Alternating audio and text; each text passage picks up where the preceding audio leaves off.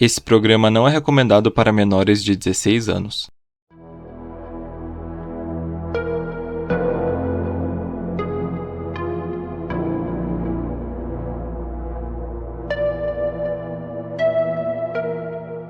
Boa noite, detetives. Eu sou Rodolfo. Essa semana estamos aqui reunidos para entrar em mais um caso. Um dos serial killers mais famosos da história, o assassino do Zodíaco aterrorizou os moradores da Califórnia no final dos anos 60. Entre poucas pistas, cartas criptografadas e muitos suspeitos, a sua identidade permanece um mistério até esse ano, quando uma equipe anunciou que finalmente descobriu quem é ele. Será?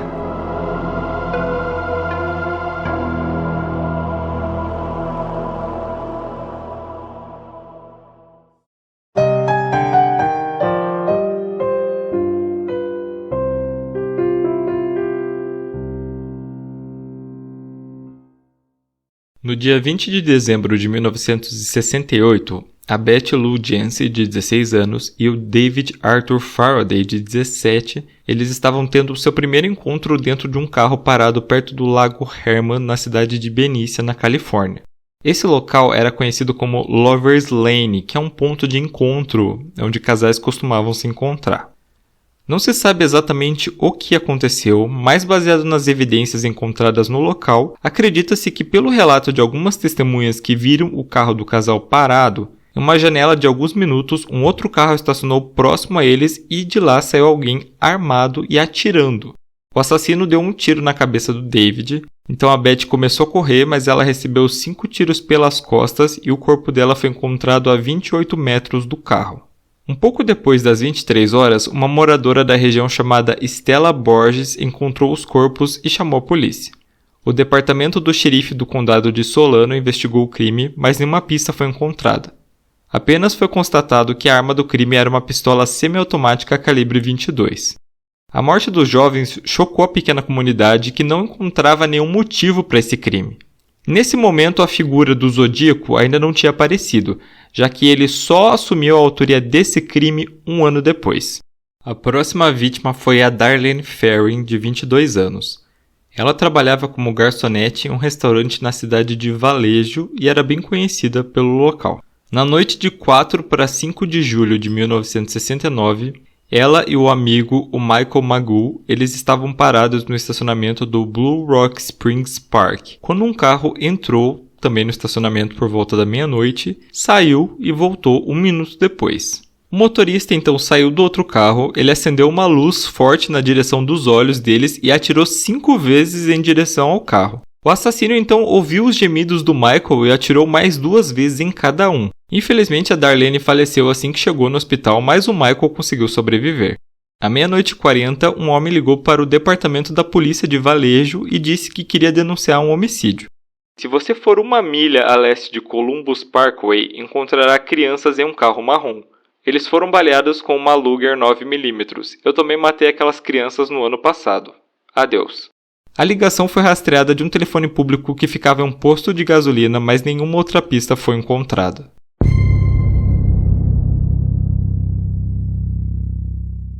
No dia 1º de agosto de 1969, 3 cartas foram enviadas para 3 jornais diferentes: o Vallejo Times Herald, o San Francisco Chronicle e o The San Francisco Examiner. Nas cartas, o assassino assumiu a responsabilidade pelas mortes no Lago Herman e no Blue Rock Springs, além de fornecer vários detalhes que só a polícia sabia, como o tipo de munição, as armas do crime e também o número de disparos. Além disso, em cada carta havia um pedaço de um criptograma, um texto feito com 408 símbolos em que o assassino alegava que ali estava a sua verdadeira identidade.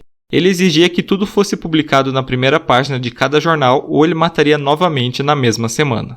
O primeiro que publicou foi o San Francisco Chronicle, junto com uma nota do Jack Stills, que era o chefe de polícia de Vallejo. Ele disse que não acreditava que a carta foi mesmo escrita pelo assassino e solicitou que ele enviasse uma segunda carta com mais provas.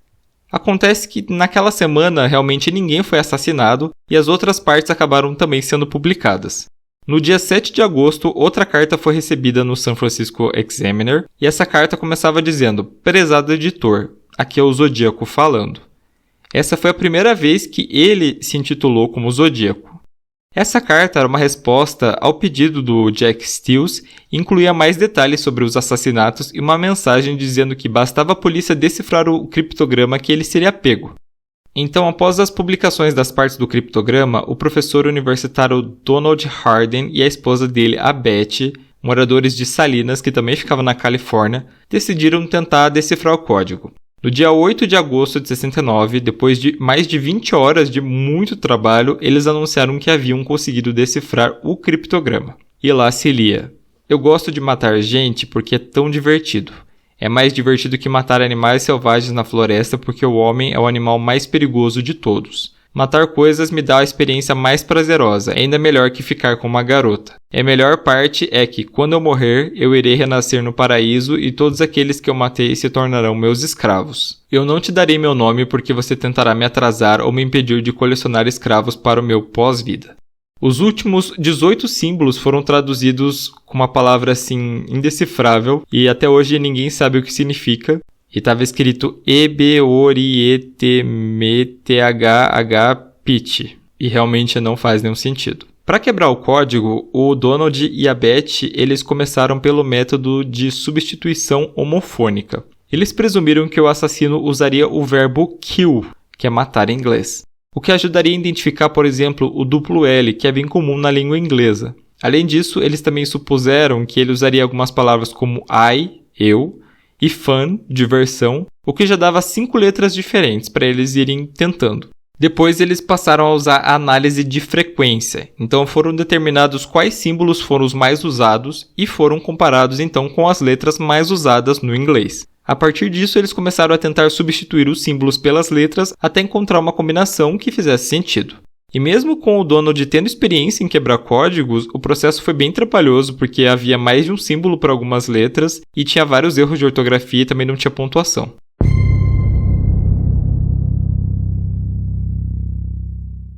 O casal Brian Hartnell, de 20 anos, e a Cecilia Shepard, de 22, eles estavam deitados relaxando em um local remoto à beira do lago Berryessa que ficava em Napa, na Califórnia.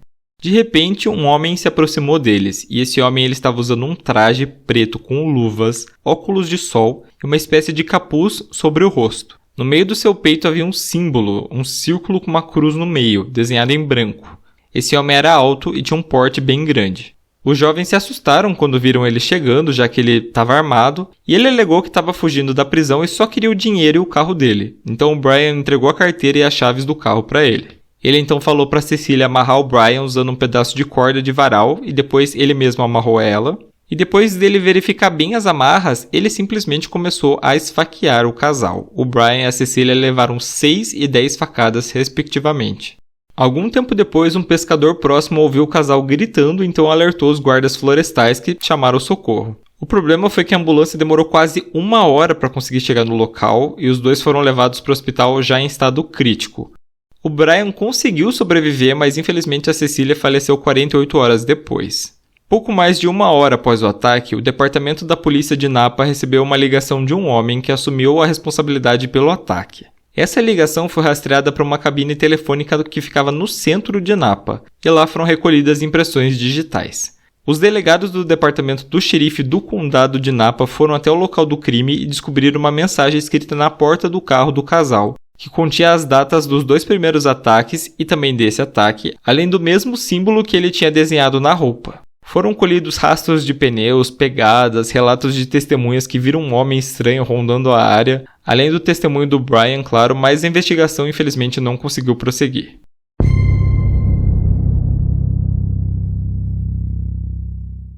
No dia 11 de outubro de 69, um homem entrou no táxi do Paul Stein, que tinha 29 anos. Isso foi perto da Union Square, no centro de São Francisco. Quando o carro chegou na Cherry Street, o passageiro atirou na cabeça do Paul com uma pistola 9mm, pegou a carteira, as chaves do carro e um pedaço da camisa do motorista e saiu andando. 3 adolescentes que estavam numa casa do outro lado da rua, eles presenciaram o crime e ligaram para a polícia perto das 22 horas. Eles deram uma descrição precisa do homem porque ele tinha parado para limpar o táxi antes de se afastar do local. 2 policiais que estavam em patrulha foram alertados pela central para procurar o suspeito.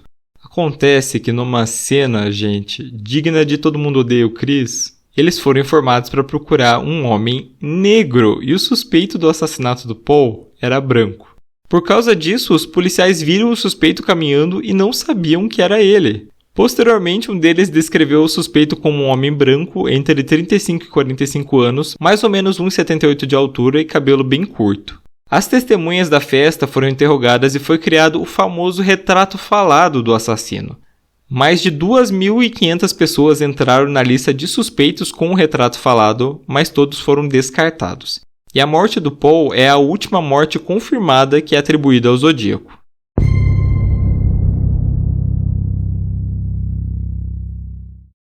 O caso do Paul Stine ele foi primeiramente considerado um roubo, porém em 13 de outubro o San Francisco Chronicle recebeu uma nova carta do Zodíaco. Ele reivindicava o assassinato do taxista e em anexo ele mandou um pedaço rasgado da camisa dele. Nessa carta ele ainda zombava da polícia por ainda não ter descoberto a sua verdadeira identidade. Em 4 de outubro de 69, mais uma carta chegou no San Francisco Chronicle. Dessa vez, o assassino ameaçava matar alunos em um ônibus escolar, dizendo que bastava atirar no pneu dianteiro e em seguida arrancar as crianças quando elas saltarem.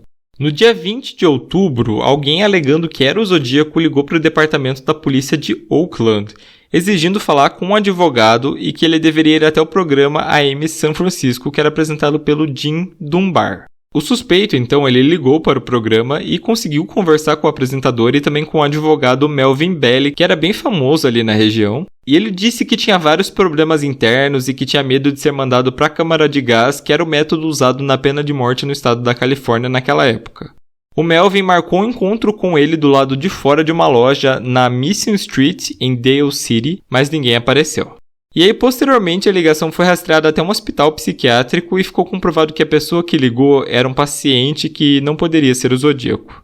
Foram mandadas mais algumas cartas, incluindo uma de 7 páginas que afirmava que os dois policiais pararam e falaram com ele depois dele atirar no Paul no dia 11 de outubro. Além das cartas, foi enviado um novo criptograma com 340 caracteres que ninguém conseguiu decifrar na época, mas que eu vou falar dele mais tarde. A última carta chegou no dia 29 de janeiro de 74, depois de 3 anos sem entrar em contato. Nela, o Zodíaco classificava o filme O Exorcista como a melhor comédia que ele já tinha feito, além de trazer um trecho da ópera O Mikado, que vai ser importante no futuro. No fim das cartas estava uma pontuação que falava Eu igual a 37 e SFPD, que é a sigla para o Departamento da Polícia de São Francisco, igual a 0. Todas as cartas posteriores a essa data elas são ou inconclusivas ou falsas.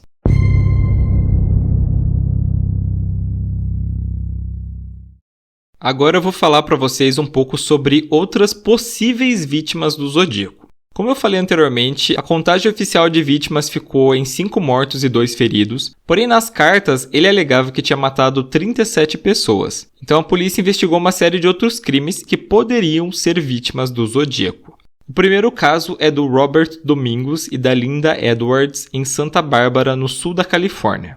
Em junho de 63, o casal foi até uma praia perto do Gaviota State Park e não voltou para casa. Então o pai do Robert foi até o local e encontrou os corpos deles dentro de uma cabana em ruínas. Os dois estavam amarrados e tinham sido baleados com uma arma calibre 22. O Robert foi baleado 11 vezes e a Linda 9 vezes. A polícia não tinha nenhuma pista até 1972, quando descobriram possíveis ligações com os crimes do Zodíaco, porque a munição usada era a mesma munição do caso da Beth Jensen e do David Faraday, em 1968, que foi o primeiro que eu contei. E também tinha semelhanças com o caso do Brian e da Cecília. E se esse caso for realmente do Zodíaco, esse crime seria o primeiro que ele cometeu na linha do tempo dos assassinatos. Outro caso que pode ser do Zodíaco é o assassinato da Cherry Jo Bates em 30 de outubro de 66. Ela era estudante do Riverside City College e ela estava estudando na biblioteca do campus naquela noite. E por volta das 22h30, vizinhos relataram ter ouvido um grito, mas ninguém chamou a polícia. Aí na manhã seguinte ela foi encontrada morta em uma área não utilizada do campus, ela foi espancada e esfaqueada até a morte. Os policiais descobriram que os fios da tampa do distribuidor do carro dela tinham sido arrancados e também encontraram um relógio masculino com a pulseira rasgada perto do corpo e uma pegada de uma bota militar. E aí no dia 29 de novembro de 66 foram enviadas cartas para a polícia de Riverside e também ao jornal Riverside Press Enterprise com o título A Confissão. Então o autor das cartas ele assume a responsabilidade pelo assassinato da Cherry e também fornece detalhes do crime que não foram revelados para o público. Ele dizia que ela não era a primeira e também não seria a última vítima dele. E aí, em dezembro foi encontrado um poema talhado na parte inferior de uma mesa na biblioteca do Riverside College que se chamava Doente de Viver, Sem Vontade de Morrer. Alguns especialistas disseram que a linguagem e também a caligrafia do poema eram bem semelhantes a algumas das cartas do Zodíaco. E aí, 6 meses depois, em abril de 67, o pai da Cherry, o jornal Press Enterprise e também a polícia de Riverside receberam novas cartas. Dessa vez elas eram manuscritas e reivindicavam a autoria do assassinato. Por muito tempo eles acreditaram que essas cartas elas poderiam ser do Zodíaco, porém muitos anos depois, em agosto de 2021, o departamento da polícia de Riverside anunciou que o autor dessas cartas contatou os investigadores anonimamente em 2016 e confessou que elas eram falsas, que foram feitas apenas para ele chamar atenção. Por meio de um exame de DNA foi constatado que o homem que não quis se identificar realmente tinha escrito as cartas, porém ele não teve participação no assassinato da Cherry. No dia 22 de março de 70, uma mulher que se chamava Kathleen Jones, ela tinha 22 anos e ela saiu da cidade de San Bernardino com destino a Petaluma, que ficava no norte da Califórnia. Ela estava grávida e também ela estava levando a filha dela de 10 meses. Quando ela passou pela rodovia 132 perto da cidade de Modesto, um veículo sinalizou para que ela parasse e ela fez isso. O homem do outro carro se aproximou e disse que a roda traseira direita dela estava oscilando muito e se ofereceu para arrumar. Depois disso ele foi embora e a Kathleen voltou para o carro, voltou a dirigir, porém a roda caiu quase que imediatamente. Então o homem voltou e ofereceu uma carona para ela até o posto de gasolina mais próximo. Ela conta que durante essa viagem o carro passou por vários postos, mas o homem não parava em nenhum deles. Ele ficou cerca de 90 minutos rondando com ela e também com a filha, e ele não respondia quando ela perguntava por que ele não estava parando. O que ela fez então? Ela esperou o carro parar em um cruzamento e ela não pensou 2 vezes. Ela pegou a filha dela no colo, abriu a porta e se jogou para fora. Alguns relatos dizem que ele estava ameaçando ela durante todo o percurso, mas outros negam. O que ela fez depois de sair do carro também varia. O motorista teria saído e procurado por ela, que ela estava escondida, mas o relatório policial oficial diz que ele não saiu do carro para procurar ela. Depois que ele foi embora, ela conseguiu pegar uma carona até a cidade de Patterson. E assim que ela entrou na delegacia, ela observou o retrato falado do Zodíaco e disse que aquele homem era o que tinha sequestrado ela. Meses depois, uma carta do Zodíaco para o San Francisco Chronicle mencionou um passeio bastante interessante com uma mulher e seu bebê. E essa é a maior pista da conexão entre os casos. O último caso que pode ter uma ligação com o Zodíaco é o desaparecimento da Donna Les em 6 de setembro de 1970. A Donna ela era enfermeira e trabalhava no hotel e cassino Sahara Tahoe. E a última vez que ela foi vista foi às 2 horas da manhã, depois de tratar o seu último paciente. No mesmo dia, tanto o chefe da Donna quanto o dono do apartamento que ela morava receberam telefonemas de um homem que dizia que ela teve uma emergência familiar e ela ficaria também longe por alguns dias. E aí, em 22 de março de 1971, foi mandado um cartão postal para o San Francisco Chronicle, que era endereçado ao repórter Paul Avery, que na época era quem estava investigando os crimes do Zodíaco. O cartão era uma colagem de várias letras de revistas e mostrava um anúncio do condomínio Forest Pines e as palavras Sierra Club, Vítima Procurada 12, Empreite pelos Pinheiros, Passe áreas do Lago Tahoe e ao redor da neve, além do símbolo característico do Zodíaco no lugar do endereço remetente.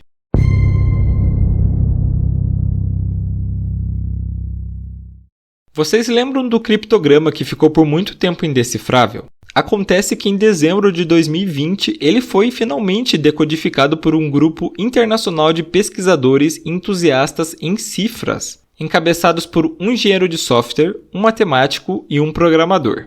Eles descobriram que a carta usava a cifra de transposição, que é um método bem mais difícil do que foi usado no primeiro criptograma. Então, nesse método, o autor ele pega uma frase ou texto e rearranja as posições das letras, usando uma estrutura pré-determinada que transforma tudo em um grande blocão de texto. Ainda dá para dificultar ainda mais a leitura, incluindo letras no meio das palavras. Então, eles foram utilizando 2 softwares de criptografia, eles acabaram encontrando algumas frases que faziam sentido. Por exemplo, Trying to Catch Me, que é Tente Me Pegar, e Gas Chamber, que é Câmara de Gás. Vocês lembram daquele telefonema do Zodíaco para um programa de TV falando do medo da pena de morte na Câmara de Gás? Isso indicou que eles estavam indo pelo caminho certo e a carta foi descriptografada um tempo depois.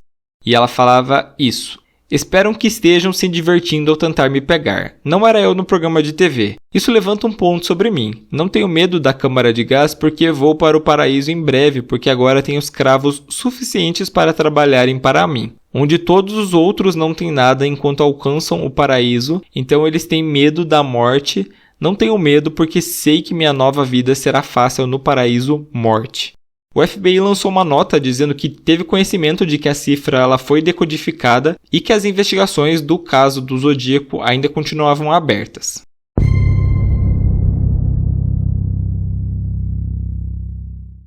Bom, e agora vamos falar sobre os suspeitos.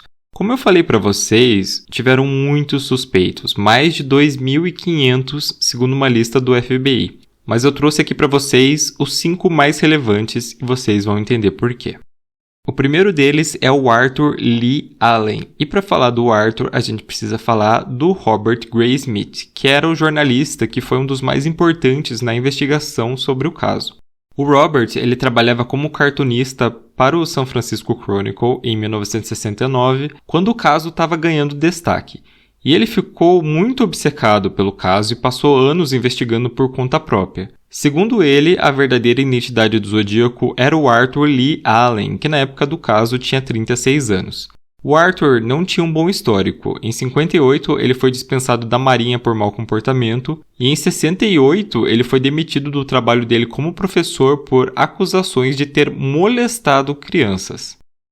No dia 27 de setembro de 1969, o Arthur disse para a família que iria sair para praticar mergulho no lago Berryessa, o mesmo local onde o Brian e a Cecília foram atacados. Segundo familiares, quando ele voltou para casa, ele estava coberto de sangue e também tinha uma faca ensanguentada junto com ele.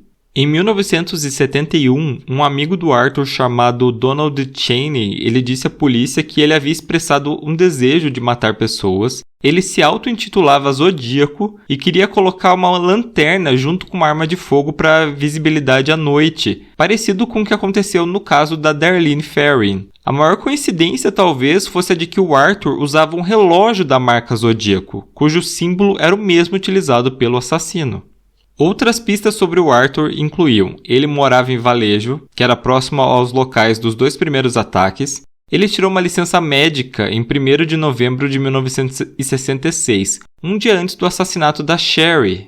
Uma máquina de escrever que foi encontrada na casa dele seria do mesmo modelo da usada para escrever algumas das cartas que o Zodíaco mandou para os jornais. Ele disse que o livro favorito dele era o The Most Dangerous Game, que foi um livro que foi mencionado em uma das correspondências do Zodíaco. E um amigo do Arthur tinha um carro da mesma marca e cor descrita pelo Michael Magoo, e que ele tinha acesso a esse carro. Mas tirando essas pistas circunstanciais, a única prova contra o Arthur era o depoimento dos 2 sobreviventes, o Michael e o Brian. O Michael confirmou que o Arthur era o homem que atirou nele na Darlene, enquanto o Brian disse que a voz e a aparência física batiam com a do homem em vestes estranhas que atacou ele e a Cecília. O DNA do Arthur chegou a ser comparado com uma amostra de saliva de um selo de uma das cartas que o Zodíaco mandou, mas não foi compatível, assim como a caligrafia dele também não batia com a caligrafia das cartas. O Arthur morreu em 1992 e nunca ficou comprovado que ele tinha alguma ligação com os crimes.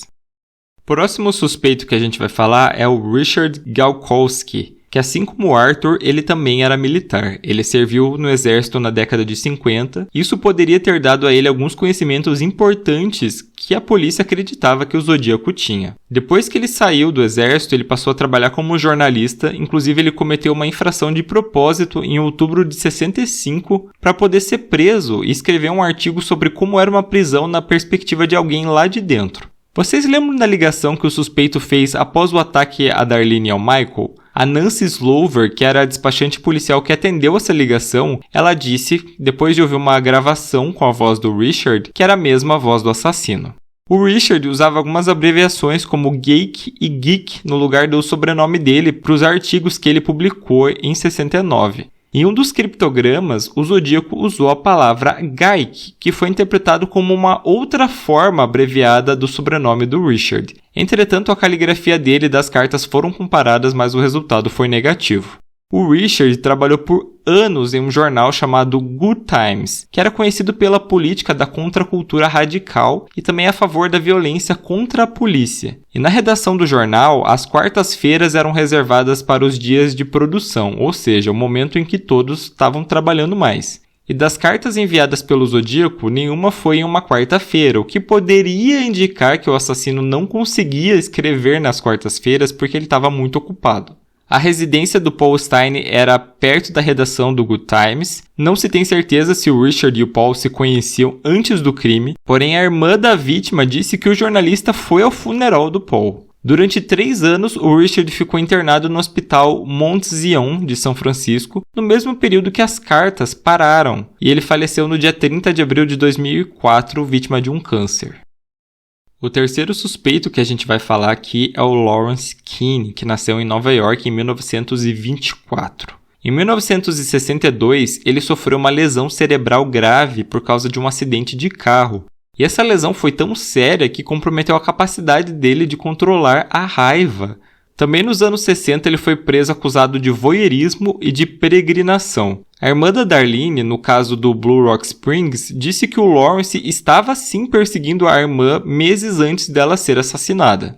Outras evidências importantes. Ele trabalhou no mesmo hotel que a dona Les atuava como enfermeira antes de desaparecer. A Kathleen Jones, que foi a quase vítima do carro, ela reconheceu o Lawrence como o sequestrador daquele dia. E um dos policiais que estavam na cena do caso do taxista disse que ele era muito parecido com o homem suspeito de cometer os crimes naquele dia. Em uma das cifras do criptograma em que o Zodíaco supostamente diria o nome dele, uma das combinações possíveis é Kane, justamente o sobrenome do Lawrence. Os resultados da comparação entre as caligrafias mostraram que tinham algumas semelhanças, mas não foi uma correspondência total. O Lawrence ele se mudou para Las Vegas em 1971, e esse pode ter sido o motivo dos crimes terem cessado. Acontece que por lá ele foi suspeito de um outro crime que era muito parecido em 1974, o sequestro da Dana Lou e do Roy Topig. A Dana, infelizmente, foi morta e seu corpo foi encontrado dias depois, porém o Roy sobreviveu e deu diversas descrições do carro do sequestrador, como a cor, o bagageiro, as rodas e também que tinha uma placa da Califórnia, e todas essas características batiam com o carro do Lawrence.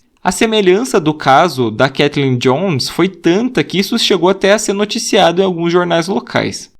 O quarto suspeito é o Earl Von Best Jr., e ele é um suspeito bem polêmico, e vocês vão entender por quê. Ele foi apontado como sendo zodíaco pelo Gary Stewart no livro O Animal Mais Perigoso de Todos, de 2014. O Gary ele era adotado e ele decidiu procurar pelos pais biológicos. E foi nessa busca que ele encontrou diversas evidências dos crimes do pai dele, que era o Earl. No início dos anos 60, o Earl virou notícia depois de começar a namorar uma atendente de sorveteria chamada Judy Chandler. O problema é que ele tinha 28 anos e ela tinha só 14. Isso configurava crime de estupro no estado. Ela acabou ficando grávida do Gary, que foi dado para adoção com apenas 1 mês de vida. Segundo a Judy, ele era extremamente abusivo e violento com ela. Não dá para negar que o Earl é muito parecido com o retrato falado que foi dado no caso do taxista, porém essa acaba sendo a única ligação mais forte. Tiveram algumas provas circunstanciais, como o Earl ele era muito fã da ópera O Mikado, aquela que foi referenciada numa das cartas do Zodíaco, e ele também gostava de cifras e criptogramas, porém isso não dizia muito. Foi feita uma análise na certidão do casamento dele e posteriormente comparada com amostras da caligrafia do Zodíaco, que apontaram uma combinação provável. Acontece que, segundo a Audrey Phelps, que é a administradora da igreja em que o Earl se casou, não foi ele que preencheu a certidão, e sim o reverendo Edward Flieger. Ainda segundo o livro, uma impressão parcial encontrada em uma das cenas do crime corresponde à do Earl, porém essa prova ela foi amplamente questionada porque o Gary teve que inverter ela para chegar no resultado. Em uma coincidência meio bizarra, a Judy, que é a mãe biológica do Gary, ela acabou se casando com um detetive do Departamento de Polícia de São Francisco. E ele diz no livro que as ligações do pai dele com o Zodíaco foram encobertas pelos policiais de São Francisco para proteger esse detetive. Porém, ele não apresenta nenhuma resposta de por que eles fariam isso. E o nosso último suspeito relevante é o Gary Francis Post. Você talvez tenha até ouvido falar desse nome, porque todo mundo foi pego de surpresa quando semanas atrás uma força-tarefa com mais de 40 pessoas, e isso incluía ex-agentes do FBI, jornalistas e também agentes de lei aposentados, declararam ter encontrado o culpado por trás dos crimes do assassino do Zodíaco, que seria o Gary. O nome dele entrou na lista de suspeitos depois que um parente próximo contatou os investigadores dizendo que o Gary ele era muito violento e já tinha até mesmo tentado matar ele com um martelo. Foram pegas algumas fotos antigas do Gary que mostravam cicatrizes na testa dele depois de um acidente de carro. Essas cicatrizes correspondiam perfeitamente às marcas encontradas no retrato falado. Outra pista seria uma correspondência com o assassinato da Cheri Jo Bates. Lembram do relógio que foi encontrado na cena do crime? Os investigadores acreditam que ele foi comprado dentro de uma base militar e ele era exclusivo para soldados, o que também explicaria a pegada da bota. Um cabelo que foi encontrado na Cheri pode ser a peça-chave para desvendar se o Gary é ou não o culpado. Acontece que o exame de DNA depende do departamento da polícia de Riverside, porém lá o caso é considerado arquivado, mesmo havendo uma recompensa de $50 mil por informações. Além disso, as notícias não parecem ser tão promissoras, porque a polícia local e o FBI meio que rejeitaram a teoria de que o Gary é o assassino do Zodíaco. E também vale ressaltar que a Cheri ela não é nem mesmo considerada uma vítima oficial desse criminoso.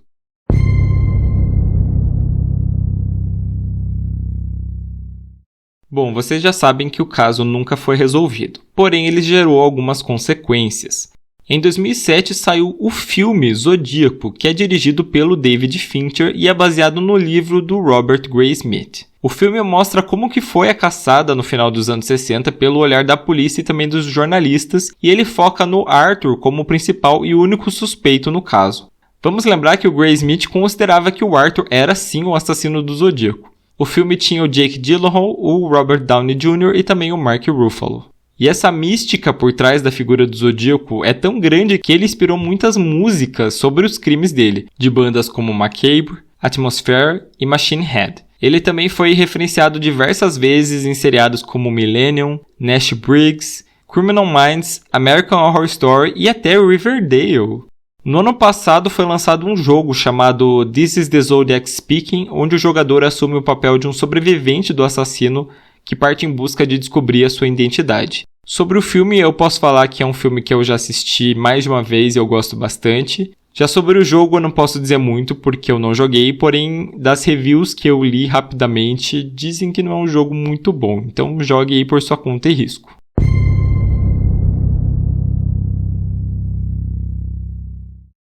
Detetives, esse foi o caso de hoje. Todas as fontes utilizadas para a composição dessa pauta vão estar na descrição. Se você gostou do nosso trabalho, você pode ajudar o podcast a crescer seguindo a gente nas redes sociais através do Twitter e do Instagram, @podcastcdd. Você também pode entrar no nosso site, o www.podcastcdd.com.br, para ter acesso à versão escrita dessa pauta e ver algumas imagens referentes ao caso. Se você puder, você também pode nos ajudar financeiramente através da plataforma apoia.se/podcastcdd a partir de R$1 por mês. Ou se preferir, você pode doar qualquer valor através do Pix pela chave podcastcdd@gmail.com. Então a nossa reunião fica por aqui, nos vemos na semana que vem.